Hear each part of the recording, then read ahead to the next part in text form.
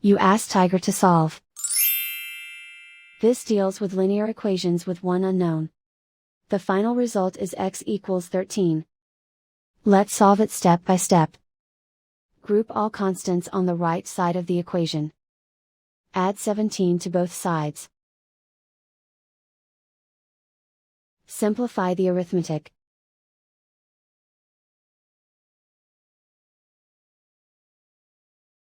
Isolate the x. Divide both sides by 3. Simplify the fraction. Find the greatest common factor of the numerator and denominator. Factor out and cancel the greatest common factor. And so the final result is x equals 13.